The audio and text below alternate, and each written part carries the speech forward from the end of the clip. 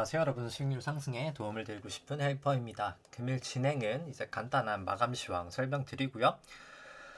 그 다음에는 일단 베이시스 오늘을 이제 어제는 좋았었는데 오늘도 이제 좋지 않게 끝나서 베이시스 설명드리고, 그 다음에는 일단 수급 쪽 코스피랑 코스피 200 선물, 코스닥 1중 수급 차트 조금 보여드리도록 하고요.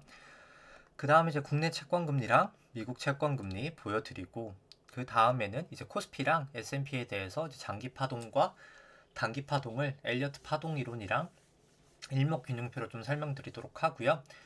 그 다음에는 이제 코스피 안에 있는 내재 변동성인 V 코스피랑, 그 다음에 이제 달러 인덱스, 달러 원, WTI, 국고채 10년, 미국채 10년 금리 추이들 좀 보여드리도록 하겠습니다.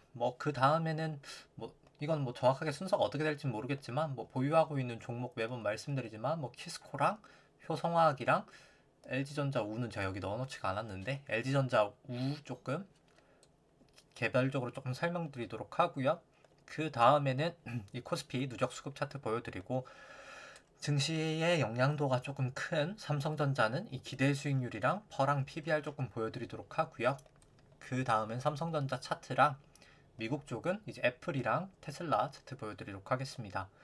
그 다음에는 이 코스피랑 S&P 밸류에이션 차트인 일드갭이랑 페드 모형 보여드리고요. 이제 또 신용장구 차트도 여기 있는데 또 보여드리도록 하겠습니다. 그리고 금요일이기 때문에 간단하게 매번 설명드리지만 조금 유동성 분석 설명드리도록 하고요. 그리고 사실 마감 시황 하기 전에 일단 지금 어제 이제 사실 미국이 좀 떨어졌었죠. 지금 안 나오는데 차트 보시면은 미국이 어제 한 1% 정도 이렇게 떨어졌었는데, 일단 이슈 좀 말씀드리면 대부분 다 아시겠지만 어제 이제 바이든 행정부가 복지 지원금에 대한 재원 확보를 위해서 자산소득이 100만 달러 이상인 사람에 한해서 자본이득세를 이제 기존 20%에서 39.6%로 이제 상향시키는 방안을 제시를 하였습니다.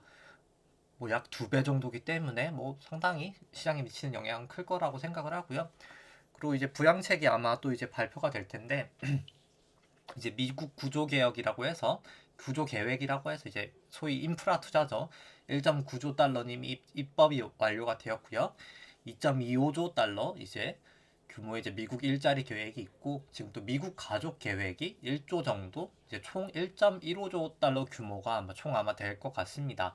이제 다음 주에 이제 1조 달러 규모의 미국 가족 계획이 발표될 예정이고요. 이 가족 계획은 이제 유급 가족 돌봄 휴가나 대학 지원 등 이런 것들이 이제 포함이 될 예정입니다. 근데 이제 중요한 것은 이렇게 엄청난 돈을 풀려고 하면은 이제 정부에도 이제 돈이 있어야 되잖아요. 이제 그 돈 이제 재원은 법인세 인상 이제 하는 거랑 기존 지금 21%죠. 21%에서 뭐 이제 바이든 대통령이 28%를 이제 바라고 있는데 시장에서는 25 정도 예상하고 있는데 25가 될지 28%가 될지 모르겠지만 일단 법인세 인상이 예상이 되고, 자본소득세율은 이번에 이제 인상을 이제 안이 올렸기 때문에 이거 인상 등을 통해서 조금 재원을 조달하려고 한다고 합니다. 일단 자본이득세가 만약에 인상이 진행될 경우에는 이제 자산시장 차익 실현을 당연히 세금이 나오기 전에 당연히 팔아야 되겠죠. 왜냐면 늦게 팔면 세금을 물리게 될 테니까 조금 차익 실현 욕구를 자극시키는 요소란 점에서 일단 단기적으로는 결국에 이제 시행되는 그 시점에선 조금 부정적이라고 생각을 하고요. 그 다음 주에 이제 발표될 1조짜리 가족 계획은 이제 복지지원금이 이제 2022년 시행을 목표로 지시를 했기 때문에 아마도 9월 예산안보다는 올해 아마도 연말 통과를 좀 목표로 하지 않을까라고 생각을 합니다. 그리고 이제 어제 또 이 시비가 있었는데, 이제 오늘 밤이죠. 어제 새벽이라고 하는 표현이 맞겠네요. 어제 새벽에 있었는데 오늘 새벽이죠. 네. 큰 이슈는 없었고요. 기준금리 0%로 동결되었고, PEPP라고 양적 완화 같은 프로그램이 규모도 이제 1.85조 유로 달러로 현 상태로 계속 유지를 하는 것으로 진행이 되었습니다. 기존 자산 매입 프로그램 채권 매입 규모도 다 매월 200억 유로 유지가 되었고요. 아마도 이제 6월달 ECB에서 아마 조금 이슈가 있냐 없냐로 이제 공이 넘어간 것 같습니다. 일단 간단하게 이슈는 말씀드렸고요. 그 다음에 이제 마감 시황 간단하게 오늘 같은 경우에 이제 코스피가 미국발 이제 자본 소득세 영향으로 하락 출발했다가 뭐 일단 제가 하락할 거라고 같다고 뭐 이유는 모르겠지만 일단 파동상 좀 떨어질 것 같다고 했는데 떨어지고 나서 일단 조금 올라간 상황이고요. 코스닥은 한 0.1% 이제 하락했다가 상승을 했습니다. 이 검은 색깔 선이 이제 코스피고요. 이 파란 색깔 영역이 이제 프로그램 매도인데 보시면은 뭐 장초에 프로그램 매도 많았다가 돌리면서 시장하고 따라가다가 막판에는 조금 프로그램 매도가 있음에도 불구하고 시장이 조금 약간 반등을 하였습니다. 일중 수급 한번 보시면은 코스피 같은 경우에는 개인이 한 2,200억 정도 매수를 하였고요. 기관이 뭐 매수를 뭐 조금 매수를 하다가 좀 되돌림이 있어서 2천억 매도로 돌아섰고요. 외국인이 조금 막판에 좀 장초에는 조금 매도를 많이 하다가 막판에 조금 돌리면서 한 200억 정도 매도가 있었습니다. 코스피 200 선물 같은 경우에는 외국인이 한 6천억 정도 매수를 하였고요. 기관이 한 5,800억 매도, 개인이 한 200억 정도 매도가 있었고요. 코스닥 같은 경우에는 기관이 한 650억 매수, 외국인이 한 380억 정도 매수, 뭐 기관이 한 800억 정도 매도가 있었고요. 뭐 국내 채권금리 같은 경우는 또 지금 민주당에서 이제 뭐 재난지원금 얘기가 또 나오면서 전국민 재난지원금 뭐 지급발 막 얘기가 나오면서 조금 약간 금리가 뭐 소폭 한 2, 3bp씩 상승했고요. 1bp가 0.01%라고 생각을 하면 됩니다. 그 다음에 이제 해외 금리 같은 경우 오늘 지금 뭐 약간 소폭 상승하고 있는데 어제 뭐 하락을 했어서 1.5%뭐 많이 낮아진 수준이고요. 그 다음에 이제 베이시스 설명을 안 드렸네요. 근데 베이시스 같은 경우 현재 지금 1.8 정도 됩니다. 종가 기준으로 상당히 높은 수준이기 때문에 이제 금요일 이 오늘이죠. 이제 다음 주 월요일 날은 조금 매도 차익 거래가 발생할 수 있을 것 같고요. 이제 코스피 200이 주식이라고 쳤을 때 이론가가 428.76이 이렇게 결국 그냥 주식 가격이 428.76이 돼야 되는데 지금 코스피 200을 살 수 있는 권리와 의무를 가진 선물이 426.9에 거래가 되고 있거든요. 선물이 더 싸기 때문에 싼 선물을 사고 비싼 현물을 팔면 이제 차익 거래가 되기 때문에 차익 거래를 할 수 있고요. 항상 현물이 기준이어서 매도 차익 거래라고 합니다. 현물을 매도하는 겨에서 매도 차익 거래라고 하고요. 현물을 매수하고 선물을 매도하면 이제 매수 차익 거래라고 합니다. 베이시스가 마이너스로 가면 매수 차익 거래가 발생하고 베이시스가 플러스로 발생하면 매도 차익 거래가 난다고 생각하시면 될 것 같고요. 뭐 보통 한 1 정도 넘어가면 1포인트 넘어가면 조금 발생을 하는 경우가 많습니다. 그 다음에 이제 차트 보시면은 코스피 같은 경우에 일단 장기 차트부터 보시면은 3주봉으로 일단 장기 차트 보시면은 국내 이제 파동은 1998년도부터가 이제 새로운 파동의 시작이라고 생각을 하고요. 이제 닷컴 버블 때까지가 1파, 닷컴 버블 이후 하락이 2파, 금융위기 때까지 이제 상승이 3파, 금융위기 하락부터 지루했던 조정 장세가 4파, 그 다음에 이제 17년, 18년 상승이 5파로 이제 1, 2, 3, 4, 5가 1파로 완성이 되었고요.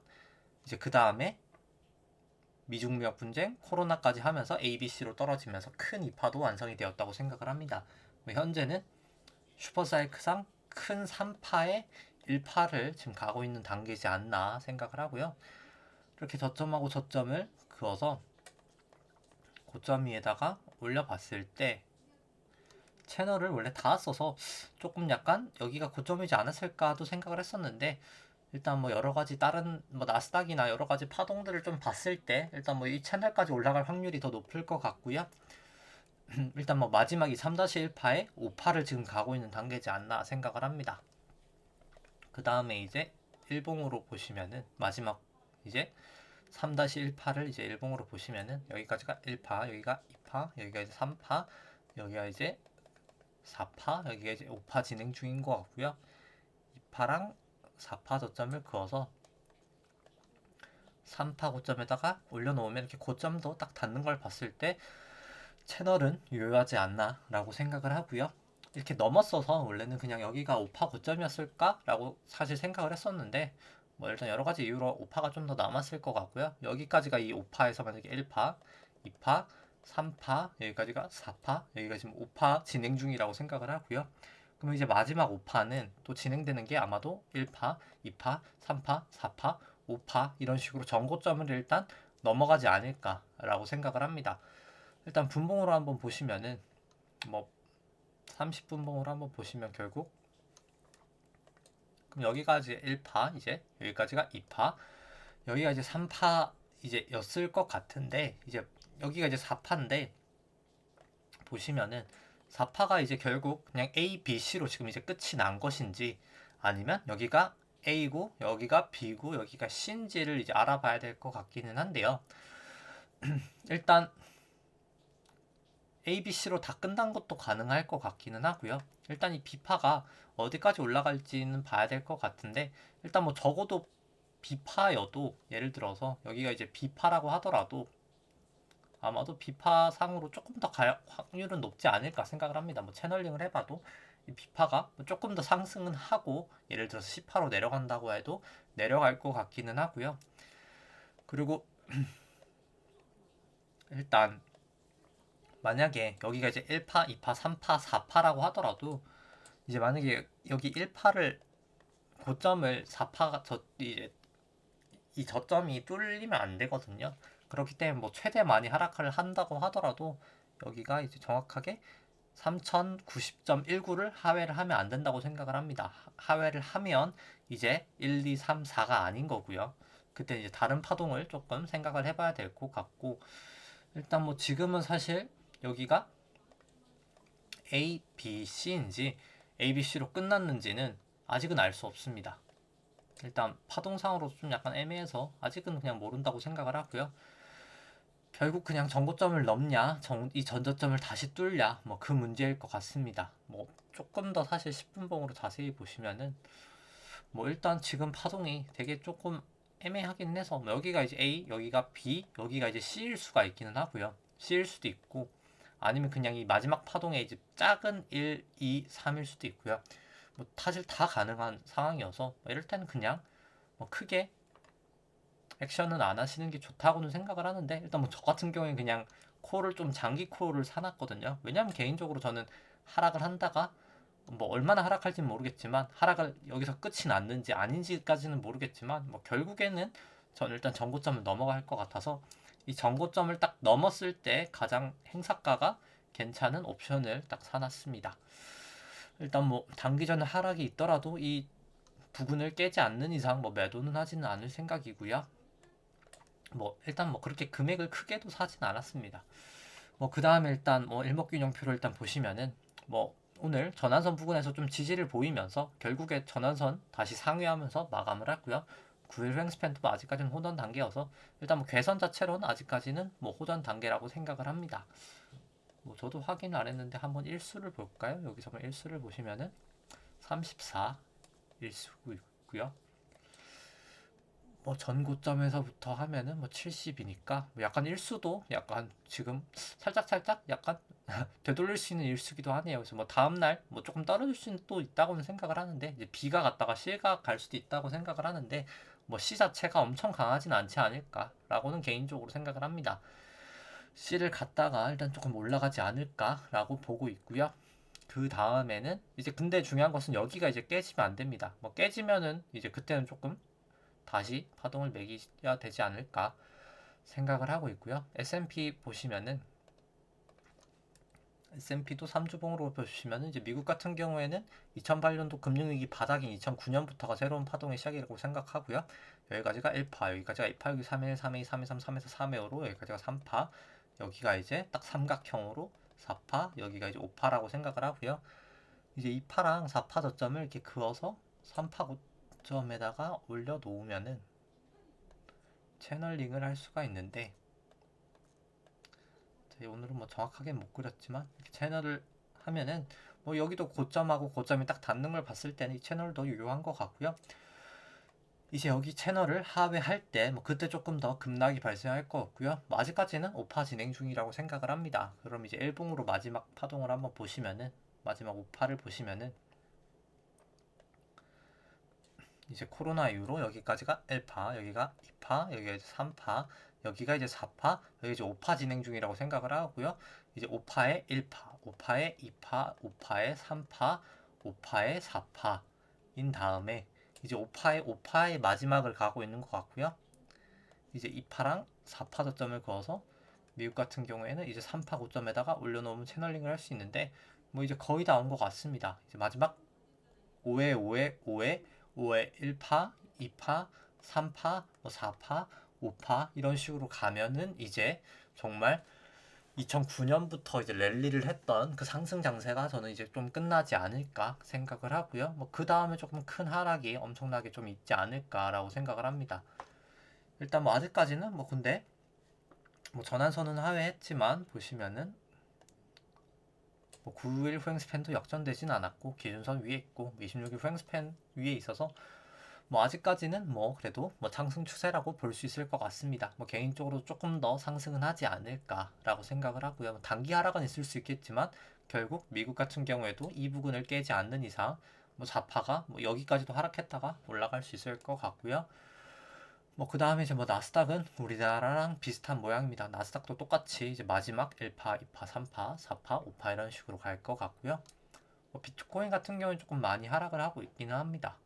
일단 뭐 비트코인 같은 경우는 뭐 제가 정확하게 파동을 매기고 있지 않지만 뭐 비트코인은 이제 3파의 고점을 향해 지금 가고 있는 모양새지 않나라고 생각은 하고 있고요. 그 다음에 이제 코스피 안에 있는 내적 변동성 V코스피 보시면은 오늘 사실 주가가 뭐 등락을 하면서 결국 뭐 올라서 끝나긴 했지만 변동성은 오히려 좀 상승은 하였습니다. 한 18 정도 되고 있고요. 뭐 일단 이제 전환선은 넘어간 상태이고요. 볼린저 밴드 하단을 넘어갔다가 일단 올라가고 있어서 일단 뭐 증시에 그렇게 긍정적인 모습은 아니기는 합니다. 뭐 결국 하방에 대한 리스크 결국 변동성이 이제 커질 것 같다고 예상하는 투자자들이 더 많다는 거고요. 뭐 일단 계속해서 좀 변동성은 높은 구간을 좀 유지하지 않을까라고 개인적으로 생각을 하고 있고요. 뭐 달러 인덱스 같은 경우는 계속 미국 달러가 지금 미국 이제 금리가 조금 약하기 때문에 이게 하락을 계속 하고 있고요. 일단 뭐 구름대 하단에서 반등하고 나서 일단 뭐 볼린저 밴드 하단까지 뚫렸다가 반등하고 나서 뭐 일단 구름대 안에서 이제 올라가느냐 내려가느냐가 일단 관건일 것 같습니다. 아직까지는 그냥 횡보하는 모양새고요. 뭐 달러원 같은 경우도 이제 마찬가지입니다. 뭐 크게 변동성은 없고요. 이제 구름을 벗어나느냐 마냐가 일단 중요할 것 같고요. 뭐 WTI도 또다시 이제 구름으로 들어왔기 때문에 뭐 그렇게 크게 사실 움직임은 없고요. WTI도 결국 구름을 위로 벗어나느냐 아래로 벗어나느냐가 좀 중요할 것 같고요. 뭐 국고채 금리 같은 경우 오늘 이제 구름은 조금 벗어났습니다. 이제 구름이 좀 벗어났기 때문에 기준선을 조금 넘어서냐 많이 할 것 같은데 뭐 개인적으로 금리는 조금 더 조정은 보일 수 있지 않나라고 생각은 하고 있고요. 유동성 분석 영상 말씀드리겠지만 일단 돈이 풀리고 있지 않은 단계여서 조금 내려가지 않을까 생각은 하고 있고요. 뭐 미국 채금리는 뭐 계속 빠지고 있긴 합니다. 이제 곧 구름대 상단에 좀 닿을 모양새고요. 뭐 상단에선 조금 지지를 보일 수 있겠으나 뭐 결국은 조금 하락하지 않을까. 기준선 전환선도 이 부분에서 일단 역전이 된 상태고요. 뭐 9일, 26일 후행스팬도 다 역전이 된 상태입니다. 뭐 그 다음에 뭐 개별적인 주식들 뭐 제가 보유하고 있는 거 좀 설명을 드리면 뭐 키스콘 오늘 한 자사주 한 만 주 정도 취득을 했더라고요. 뭐 4만 8천 주 중에 뭐 만 주면 뭐 나쁘진 않은 상태인 것 같습니다. 뭐 그냥 별 크게 움직임은 없고요. 뭐 자사주 매입 그냥 뭐 이 정도면 잘 하고 있는 단계여서 뭐 그냥 크게 뭐 걱정하는 건 전혀 없어서 뭐 그냥 시간이 해결해 주지 않을까. 그냥 뭐 결국 지나고 나면은 뭐 3만 원, 4만 원 돼 있지 않을까 생각을 하고요. 뭐 아직까지는 뭐 5월 24일까지 자사주 매입이 있어서 막 그렇게 크게 뭐 드라마틱하게 뭐 움직일 만한 거는 뭐 아직 크게는 없을 것 같습니다. 뭐 중요한 것은 뭐 1분기 실적이 조금 좋게 나올 수는 있을 것 같아서 뭐 그때 조금 상승할 수 있지 않을까라고 생각을 하고요. 1분기보다는 사실 2분기 실적이 훨씬 더 잘 나올 거라 뭐 이제 급등이 뭐 있다면 2분기 때 더 급등을 하지 않을까라고 생각을 합니다.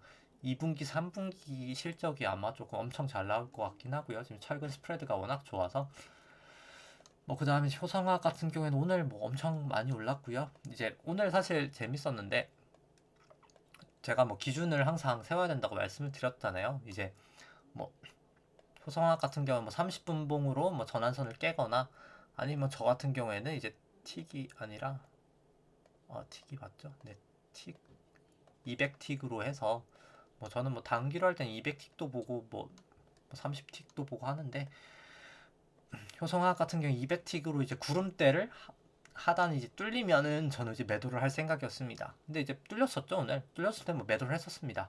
뭐 매도를 하는 건 좋은데 매도를 하고 이제 보통 매도를 하면 다시 올라갈 때 사실 잘 못 사시잖아요, 보통. 근데 이제 그걸 좀 버리셔야 돈을 벌 수가 있긴 하거든요. 매도를 했습니다. 이제 뚫려서 매도를 했는데, 다시 기준선을 뚫고 올라가는 겁니다. 그러면 그냥 사는 겁니다. 네. 이제 왜냐면 주식 자체가 지금 모멘텀은 좋았다가 이렇게 다시 구름대를 뚫렸는데도 반등을 한다는 것 자체가 힘이 세다는 거거든요. 이 주식 자체가 지금 모멘텀이. 뭐 그렇기 때문에 그냥 구름 다시 올라가면은 가격 차이가 크지가 않죠. 뭐 여기서 구름대 뚫리고 파나 기준선이 다시 사고 사나 가격 차이가 크지 않기 때문에 큰 기회비용 없이 큰 하락할 수 있는 확률은 제거한 상태로 다시 추세가 좋아질 때 매수를 하면 되는 거기 때문에 뭐 일단 이렇게 거래를 하였고요. 뭐 오늘 일봉으로서 생각을 해보면 딱 구름대, 이 구름대가 아니라 볼린저 밴드 하단 정도 살짝 뚫렸다가 반등을 했기 때문에 뭐 일단 추세 자체는 어제 이렇게 이 모양새여서 안 좋았던 모양보다는 오히려는 차라리 더 잘 된 모양새긴 합니다. 장악형이라고 하죠. 이렇게 음봉을 양봉이 다 메꿔버리는 걸 장악형이라고 하는데 딱 장악형 모양으로 잘 나온 것 같고요. 뭐 일단 뭐 아직까지는 추세 전혀 이상이 없기 때문에 그냥 들고 가셔도 될 것 같습니다. 뭐 또다시 뭐 30분 봉이든 틱이든 깨진 다음에 매도를 하시고 뭐 올라가면 또 다시 매수를 하시는 뭐 그런 전략이 전 더 나을 것 같고요. 뭐 아직까지는 그냥 갈 때까지 가보자는 마음으로 그냥 가는 게 필요할 것 같습니다. 뭐 그 다음에 이제 LG전자우가 지금 가장 문제죠. 지금 계속 못 올라가고 있는 유일한 회사인데 뭐 그럼에도 불구하고 일단 뭐 LG전자 우 같은 경우에는 뭐 일단 뭐 구름대랑 뭐 전환선에서 그냥 딱 뭐 거의 있고요. 뭐 그래서 일단 뭐 개인적으로 기준선을 하회하면 저는 매도할 생각입니다. 근데 뭐 아직 기준선은 하회하지 않았기 때문에 그냥 매수 그냥 보유하고 있고요. 뭐 기준선 이제 뚫리면 뭐 그때 그냥 미련 없이 매도하고 오히려 힘이 좋은 다른 주식을 좀 찾아서 그때 상황에 따라서 매수를 할 생각입니다. 이제 보통 매수한 금액을 되게 좀 약간 그거에 이제 집착을 하게 되는 경우가 많잖아요. 아, 손실 났으면 이제 원본까지 가야 약간 팔아야 될 것 같은 그런 생각을 사실 버리시고 그냥 뭐 조금 손실 나더라도 팔고 더 좋은 주식으로 가시면 모멘텀이 좋은 주식에 내재 가치도 좋고 훨씬 더 사실 그게 더 큰 수익을 얻을 수 있기 때문에 투자라는 게 사실 원본이 중요한 게 아니고 내가 맞고 틀리고가 중요한 게 아니고 결국 다 돈을 많이 벌려고 투자를 하시는 거잖아요. 뭐 저도 그렇고 시청자분들도 그렇고 결국 그냥 가장 돈을 잘 벌 수 있는 방법을 항상 조금 더 생각을 하시는 게 좋지 않을까 생각을 합니다. 뭐 손실을 실현하는 그런 뭐 고통과 아픔보다 뭐 사실 버는 게 더 중요하잖아요. 아픔을 조금 지더라도 결국은 다 벌려고 하는 거기 때문에 조금 더 수익을 낼 수 있는 방법을 조금 더 이제 생각하고 이제 그런 걸 실천하실 수 있는 게 좋은 것 같고요. 뭐 제가 하는 방법이 꼭 정답이라고 할 수는 없지만 어떤 방법이든지 그냥 다 각자마다 방법이 다 다르거든요. 뭐 그냥 워렌 버핏 선생님은 뭐 이렇게 프랜차이즈 밸류라고 해서 그냥 워낙 돈이 많으시니까 그냥 적정한 가치에 좋은 회사를 사는 사람도 있고요. 뭐 워렌 버핏 뭐 스승님이라 불리는 뭐 벤저민 그레엄 씨는 이제 뭐 내재 가치가 뭐 그냥 정말 자산 가치죠. 거의 뭐 자산 가치 내재 가치가 정말 정말 우수한 주식만 사시는 뭐 분들도 있고 아니면 리버모어처럼 이제 차티스트도 있고 뭐 다 여러 가지 사람들이 다 갖가지 방법으로 성공한 사람들이 많기 때문에 뭐 어떠한 방식을 하시는 것들은 다 자유지만 일단 본인한테 가장 잘 맞는 방법을 선택하는 것은 조금 필요하지 않나라고 생각을 합니다. 그 다음에는 이제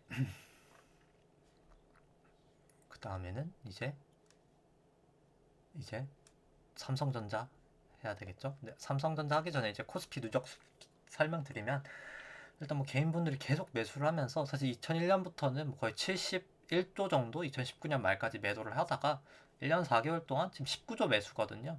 근데 90조 이제 드디어 90조 매수를 하셨네요. 이제 엄청난 양을 매수를 하고 있고요. 뭐 외국인과 기관은 이제 계속 90조를 매도를 하고 있습니다.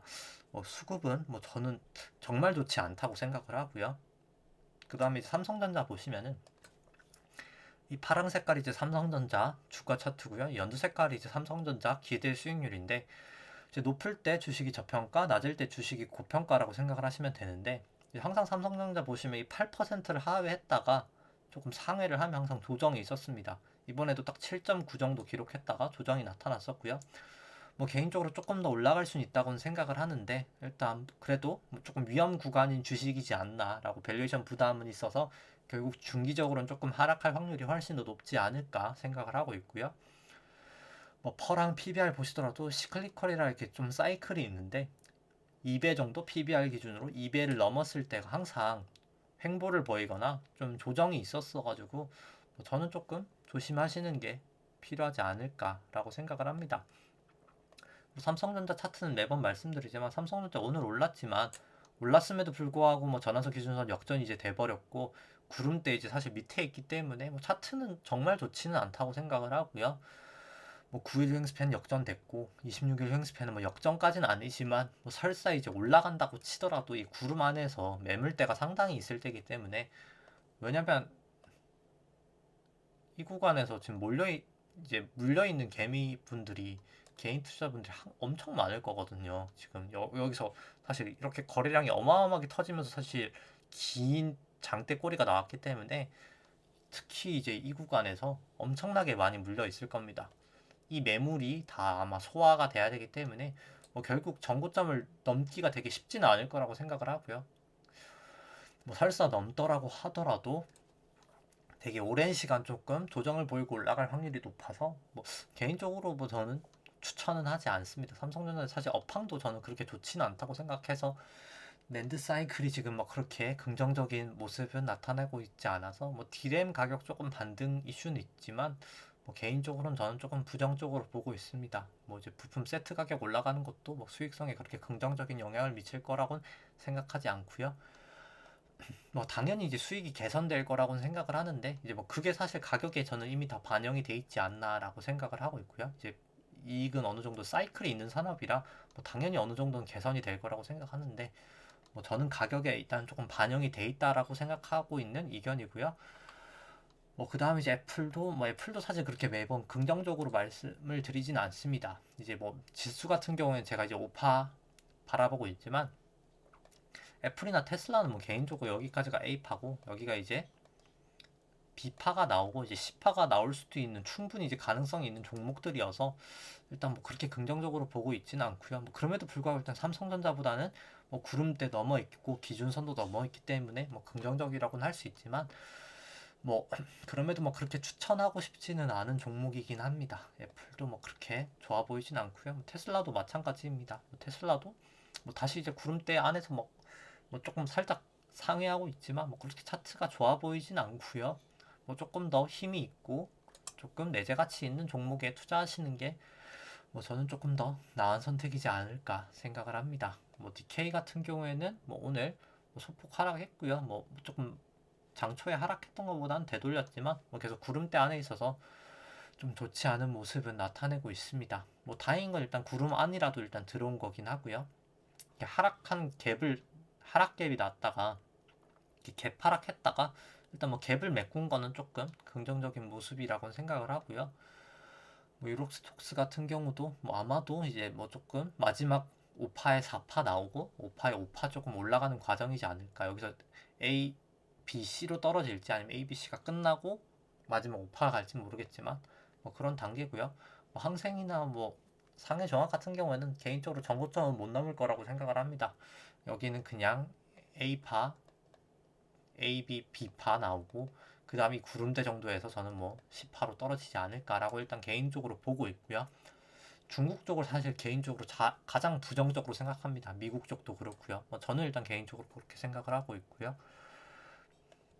뭐 자세한 건 조금 뒤에서 설명드리도록 하고요. 뭐 그 다음에는 이제 코스피이랑 S&P 안에 있는 밸류에이션 차트 설명을 드리면 일단 이거는 보통 이제 일드갭이라고 하고요. 이제 주식 안에 있는 기대 수익률을 주식의 수익률을 이제 국고채 10년 채권 금리로 이제 차감을 한 수치고요. 이제 금리의 두 수익률의 차이다라고 해서 이제 일드갭이라고 합니다.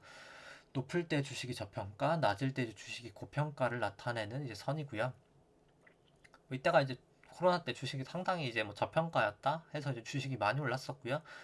뭐 코스피 같은 경우에 이제 뭐 최근 최저점까지는 아니지만 뭐 이제는 좀 약간 밸류에이션 부담이 있는 구간이다라고는 생각이 되고요. 뭐 S&P 같은 경우에는 최근 금리가 조금 하락하면서 뭐 조금 상승을 보이고 있지만 그럼에도 불구하고 뭐 거의 밸류에이션 부담은 상당히 있는 수준이라고 생각을 합니다. 코스피보다는 S&P가 더 밸류에이션 부담은 있어 보이고요. 그 다음에 이제 이 수치는 국고채 10년 금리로 차감한 게 아니라 나눈 수치고요. 조금 더 금리에 민감한 모형입니다. 연방준비은행에서 많이 사용한다 해서 보통 페드 모형이라고 하고요. 일단 뭐 지금은 금리가 워낙 하락해서 조금 상승하고 있는데 뭐 결국에는 저는 뭐 조금 조정이 이제 나타날 레벨까지는 오지 않았나 라고 생각을 하고요. 이제 S&P 이제 퍼랑 PBR 보시면은 뭐 퍼 같은 경우 이제 트레일링 퍼고요. 상당히 이제 높은 수준이고요. 뭐 트레일링이 아니라 리딩 같은 경우 하더라도 뭐 거의 최고점 수준이긴 합니다. 2008 이후로 뭐 거의 최저점 수준일 거라고 보고요. 당연히 PBR 같은 경우에도 뭐 당연히 이제 닷컴 버블 이후로 사상 최고치 수준이고요. 뭐 이렇게 매번 말씀드리지만 퍼가 높이 올라갈 수 있었던 것은 다 자사주 매입의 영향이 크고요. 그럼 자사주 매입은 왜 할 수 있었는지 생각을 다시 해보면은 이제 원래는 2000년도 이제 닷컴 버블 때랑 2008년도 금융위기 때 보시면 예대율이 100% 정도 수준이었거든요. 결국 실물 경기가 호황이 되면서 돈이 정말 시중에 풀려서 증시가 고점을 치고 약간 하락을 하는 패턴이었는데 이번에 이제 아이고 죄송합니다. 제가 아직 완전히 낮지는 않아서 기관지가 근데 뭐 상당히 많이 나은 것 같긴 하고요. 이제 계속 말씀을 드리면은 일단 뭐 예대율이 이렇게 61.5% 정도 되네요. 이제 61.5% 상당히 낮은 수준임에도 불구하고 주식이 이렇게 많이 올라갈 수 있었던 것은 뭐 소위 사람들이 이제 유동성 랠리였다라고 하지만 사실 돈은 안 풀렸거든요. 이 초과지급준비금이 결국 돈이라고 생각하시면 되는데 이제 보통 M2, M1 많이 증가해서 뭐 돈이 풀렸다라고 하지만은 이제 돈은 통화량이 증가한 건 맞는데 그 돈이 다 그냥 예금에 쌓여 있거든요. 지금 초과지급 준비금에 쌓여 있기 때문에 돈이 증가한 건 아니고요. 근데 돈이 증가하지 않았는데 왜 증시는 상승했을까라고 생각을 해보면 이제 양적 완화를 하면서 2008년도부터 원래는 기준금리랑 이 실질금리가 같아야 되는데 이 회색깔하고 이 약간 빨간 색깔 선이 이제 같아야 되는데 과거엔 같았죠. 근데 같아야 되는데 양적 완화를 2008년도 이제 이후부터 정확하게 뭐 2008년도 거의 말이죠. 그때부터 이제 실시하면서 약간 이제 로직이 많이 틀려졌습니다. 이제 기준금리보다 실질금리가 더 낮고요. 뭐 지금 실질금리 이제 마이너스 구간이죠. 보시면은 뭐 2008년도 보시면 실질금리 지금 마이너스 구간이죠. 이제 최근 보시면은 그렇기 때문에 이 마이너스 구간이었기 때문에 이제 이러한 저금리로 사람들이 자사주 매입 채권을 발행한 다음에 이제 자사주 매입을 했다고 생각을 하시면 될 것 같고요. 이제 그 영향으로 증시가 올라간 거라고 생각을 합니다. 뭐 향후에 이제 캐나다 이제 BOC에서 이제 그저께 이제 테이퍼링을 했었죠. 테이퍼링을 한다는 것 자체가 이제 지급준비금이 이제 떨어지면 총 자산, 이제 중앙은행들의 총 자산이 이제 감소를 하게 될 것이고요. 이제 그렇게 되면 이제 또 인플레이션이 발생을 하게 될 것이거든요. 인플레이션이 이제 발생한다는 이제 우려가 되기 때문에 금리는 또 상승할 것이고, 그러면 이제 개인적으로 이런 고퍼랑 고 PBR은 좀 용인되기 어렵지 않을까라고 생각을 하고 있습니다. 이제 그렇게 2파가 나온 다음에 개인적으로 그 다음에 이제 풀린 돈으로 인플레이션이 이제 인플레이션은 보통 후행지표거든요. 인플레이션 발생하는 게 보통 1년에서 2년 정도 이제 물가에 따른 그런 기저효과 말고는 이제 그런 이렇게 돈이 풀린 인플레이션 조금 1, 2년 걸리기 때문에 이제 1, 2년간의 나름 긴 장기 조정을 좀 보인 후에 이 발을 보이고 나서 저는 조금 상승하지 않을까. 근데 중요한 것은 상승은 하더라도 그게 사실 인플레이션 때문에 상승하는 거여서 뭐 사실 임금 근로자라고 가정을 했을 때 뭐 사실 그냥 자산 가치는 가만히 있는데 그냥 돈의 가치가 떨어지는 거라고 생각을 하시면 될 것 같습니다. 그때가 이제 그런 현상이 나타나지 않을까 생각을 하고요. 뭐 그렇게 됐을 때 이제 근로자 입장에서는 월급이 그렇게 따라 올라가지 못하기 때문에 뭐 개인적으로 저는 뭐 사실 집을 사거나 뭘 사든지 조금 더 어려워지는 상황이 나타나지 않을까라고는 개인적으로 생각을 합니다. 그 다음에 이제 신용당국 보시면은 이제 코스피 퍼랑 PBR은 참고로 보시면 될 것 같고요. 이제 뭐 국내 같은 경우에도 똑같은 상황이라고 생각을 하시면 될 것 같고요. ROE는 이렇게 수익성이 과거 대비해서 상당히 낮아졌지만 뭐 PBR 같은 경우나 퍼나 뭐 상당히 과거 대비해서 높으신 걸 볼 수 있습니다. 여기까지 수익성이 가기도 사실 어렵다고 생각을 하고요. 그렇기 때문에 결국 금리가 상승하게 되면 명목 금리가 아니라 이제 정확하게는 실질 금리라고 할 수 있겠죠. 이제 우리가 생각하는 금리들은 다 보통 명목 금리인데 이제 뭐 간단하게 써서 설명을 드리면 뭐 매번 말씀드리지만 이제 명목 금리가 그냥 저희가 보통 말하는 금리고요. 이제 그냥 금리 몇 퍼센트야라고 할 때 이제 나오는 금리고요. 이 명목 금리가 이제 실질 금리랑 이제 BEI라고 해서 이제 브레이크 이븐 인플레이션 해서 이제 기대 인플레이션이거든요. 이걸로 이루어지는데 뭐 지금 이제 명목 금리보다 이 실질 금리가 낮아져서 증시가 랠리가 됐다라고 생각을 하시면 될 것 같고요. 이 실질 금리가 올라가게 되면 결국 명목 금리는 또 따라 오르면서 아마 증시에 이렇게 부담을 주는 상황이 되지 않을까라고 생각을 하고 있습니다. 뭐 그 다음에 이제 신용장고 보시면은 뭐 코스피 신용장고는 뭐 요즘에 계속 말씀드리지만 이제 한 23조 한 2천억 정도 되고 있고요. 이게 뭐 원래 증가를 못 하고 있다가 이렇게 계속 22조에서 계속 횡보를 했었다가 이게 좀 증가를 하고 있는 게 20년 결산이 이제 되면서 이제 자기 자본이 증권사가 증가하면서 이제 빌려줄 수 있는 양이 증가해서 증가한다고 보시면 될 것 같고요. 뭐 이제 그런 전 때문에 뭐 하나금융투자 이제 증권사는 또 유상증자도 지금 받거든요. 이제 뭐 다 신용잔고를 조금 약간 증가하려고 지금 증권사들이 어떻게 보면 자본 확충도 좀 하는 증권사도 있는 상황이고요. 아마 계속 조금 늘지 않을까. 증권사 자기 자본 한도 꽉 차는 수준까지는 뭐 증시가 랠리를 하는 상황에서 마지막 5파 구간에서는 조금 늘지 않을까 싶고요. 이렇게 많이 쌓여져 있는 이제 신용 잔고가 결국 역으로 주식이 이제 하락할 때는 이제 부메랑이 되어서 증시가 이제 급락하는데 더 기여를 하는 상황이 돼버리지 않을까 생각을 하고요. 뭐 신용장고는 뭐 차트로 보셔도 아시겠지만 뭐 역대급인 사상 최고치고요. 신용장고를 코스피 시총으로 나눈 수치도 이제 뭐 거의 이제 하락을 하고 있는데 이렇게 하락할 때가 항상 증시가 머지않아서 하락을 했었거든요. 뭐 그렇기 때문에 저는 조금 유의를 하시는 게 필요하지 않을까 생각을 합니다. 뭐 코스닥도 뭐 비슷한 모양새여서 설명을 생략하도록 하고요. 뭐 그렇기 때문에 뭐 개인적으로 저는 뭐 단기적인 상승은 있다고 생각을 하지만은 뭐 코스피는 전고점이 이제 넘어갈 확률이 더 높을 거라고 생각을 합니다. 이제 장중 전고점이죠. 장중 전고점인 3266.26을 23을 넘어갈 것 같기는 한데 이제 정말 파동의 끝에 끝까지는 지금 오지 않았나라고 생각을 합니다. 마지막 5파가 나오고 나서 이제 5파의 5파죠. 네, 5파가 나오고 나서 조금 하락하지 않을까 생각을 하고요. 이제 뭐 상승폭이 엄청 많이 남진 않았다고 생각을 해서 일단 뭐 개별적인 이런 뭐 지수에 투자하는 베타 플레이보다는 저는 조금 알파 이제 초과 수익률을 얻을 수 있는 그런 알파 플레이를 개별 주식으로 조금 하는 게 더 좋지는 않을까라고 생각을 합니다. 근데 뭐 다만 뭐 저도 효성화학 빼고는 뭐 크게 지금 뭐 모멘텀 있는 주식은 없기는 하고요. 뭐 사실 뭐 저 같은 경우에는 원래는 주식도 안 들고 있었다가 일단 뭐 올라가는 파동이어서 매수를 했고 일단 오히려 개별적인 주식보다 오히려 저는 그냥 레버리지 있게 그냥 저 더 조금 올라갈 것 같아서 일부 아까 말씀드렸듯이 그냥 소액 콜을 조금 매수를 해놓은 상태입니다. 뭐 다만 근데 저는 뭐 이 올라가는 파동보다는 뭐 개인적으로 이 내려가는 파동에 대해서 조금 더 관심이 많고요. 그때가 사실 더 큰 기회이기도 해서 일단 뭐 그때를 좀 잘 맞추는 것을 노력해야 되지 않을까 싶고요.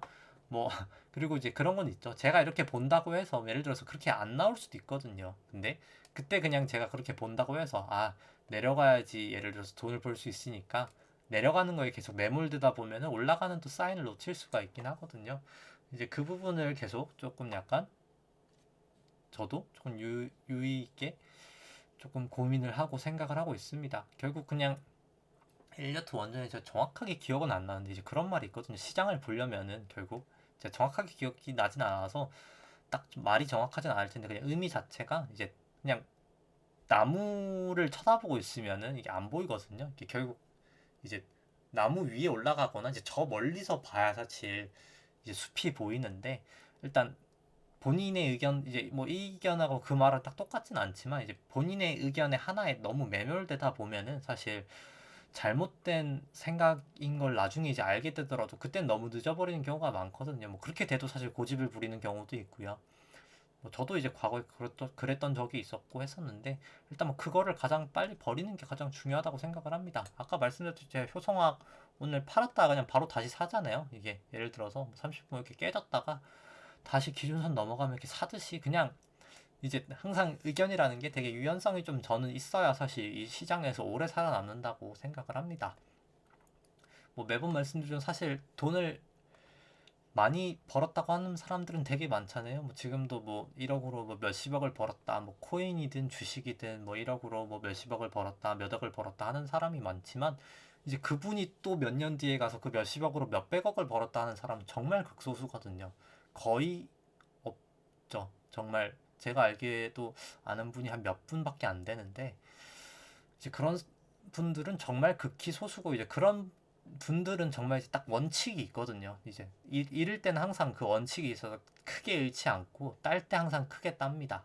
이제 그런 원칙을 다들 이제 세우시면은 뭐 그런 분들만 그렇게 되라는 법은 없거든요. 결국엔 이제 그런 분이 되어 있지 않을까라고 생각을 하고요.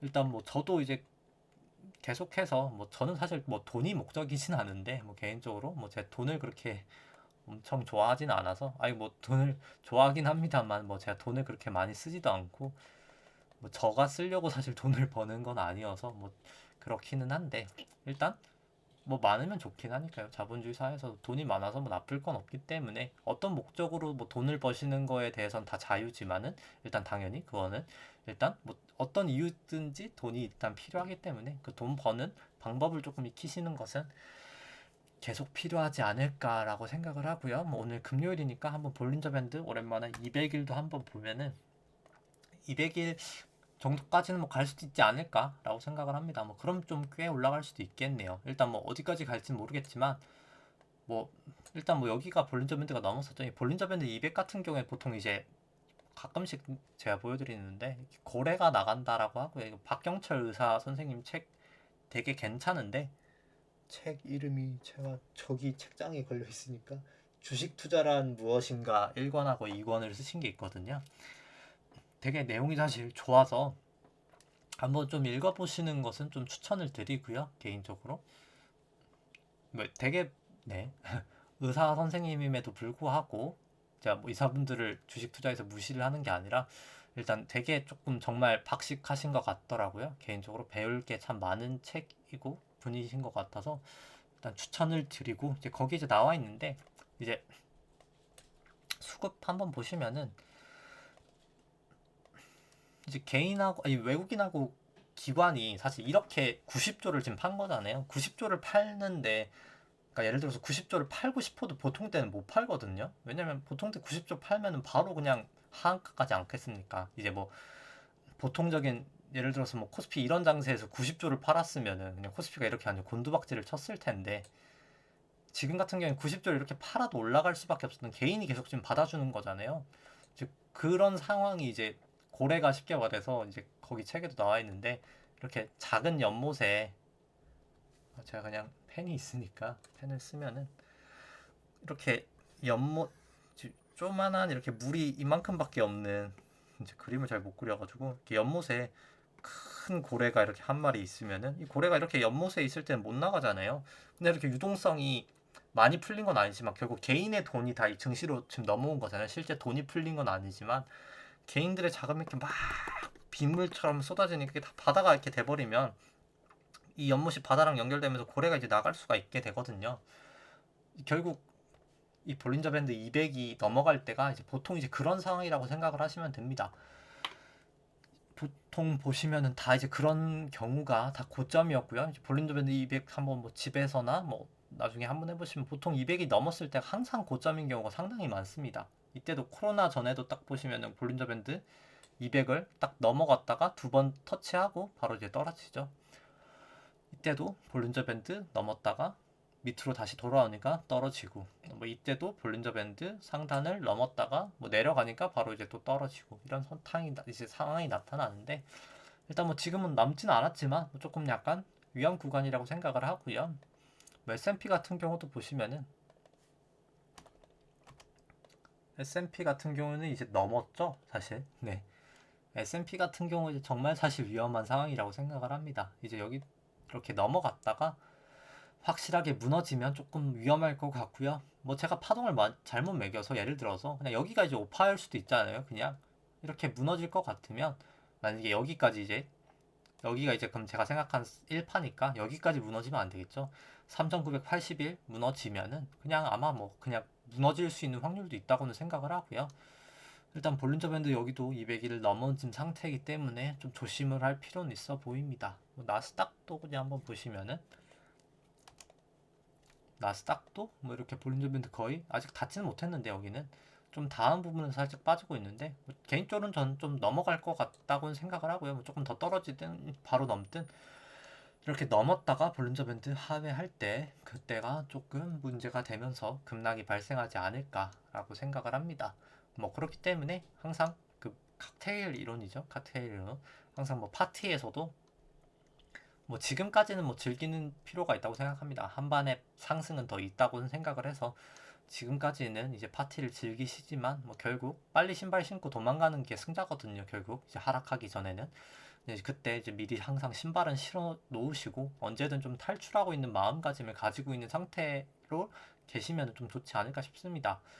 왜냐면 계속 올라갈 거야 아니면 내려가더라도 이렇게 쭉쭉쭉쭉 빠지더라도 아 계속 올랐으니까 올라갈 거야 이렇게 버티면 올라갈 거야 라는 어떻게 보면 생각을 심어주기에 지금 충분한 기간이었다고 생각을 하거든요. 2000년도 3월부터 지금 거의 1년이 지났으니까 아 빠져도 올라가는구나. 버티면 올라가는구나. 아 버티면 올라가는구나. 버티면 올라가는구나. 어떻게 보면 학습 효과가 지금 많이 돼 있는 상태여서 지금 90조를 투자한 개인들에게 이제 그 상황에서 이제 빠지면 아마 지금 계속 살 거거든요. 만약 예를 들어서 이 오파가 나오고 나서 계속 빠지면 빠지는 동안 계속 살 겁니다. 근데 그 상황에서 정말 1, 2년 횡보가 나왔을 때 그때 버틸 수 있는 투자자가 과연 얼마나 될까라고 생각을 해보면 저는 많지 않지 않을까라고 생각을 하고요. 일단 뭐 저희가 그렇게 굳이 될 필요는 없으니까 뭐 제 생각한 대로 꼭 된다는 것도 아니지만 만약에 이제 그렇게 됐을 때는 그렇게 되지 않게 되게 좀 생각을 하는 게 좋을 것 같고요. 뭐 계속 올라가는 파동인 것 같다라고 하면은 또 의견을 바꿔서 그냥 계속 가면 됩니다. 갈 때까지는 가면 될 것 같고요. 일단 항상 유연하게 기준을 정하셔서 좀 성공적인 투자 되셨으면 좋겠고 이제 또 오늘부터 사실 이제 주말이죠. 주말도 잘 보내시고 아 그리고 오늘 그거를 제가 설명을 했었려고 했는데 이제 님 같은 경우에 제가 조금 약간 살짝 여유가 있어가지고 림 같은 경우에 이제 이번 주에 이제 좀 교육 영상 올릴 수 있을 것 같고요. 뭐 이제 뭐 림 공식에 대해서 좀 설명드리고 뭐 공식에 대해서 조금 이해를 어떻게 해야 될지 이 부분도 뭐 그냥 지금 와서는 이해가 안 되실 수도 있지만 좀 설명을 드리도록 하고요. 뭐 장단점이나 이제 이 림을 실제로 어떻게 구하는지 좀 방법들 이제 싱글 스테이지랑 이제 멀티 스테이지 두 가지로 조금 알아보는 거 조금 말씀드리도록 하겠습니다. 뭐 복잡해 보일 수도 있지만 막상 이제 공부하시면 생각보다 넣어야 되는 항목이 많지는 않아서 사실 엄청 복잡하지는 않고요. 오히려 이제 다음에 할 FCF가 조금 더 복잡하긴 합니다. 일단 뭐 림도 아마 이번 주에 조금 영상 올릴 수 있을 것 같고요. 네, 오늘 좀 방송이 길어지긴 했는데 네, 주말 잘 보내시고요. 네, 좋아요와 구독 누르시면 감사하겠습니다. 이상입니다.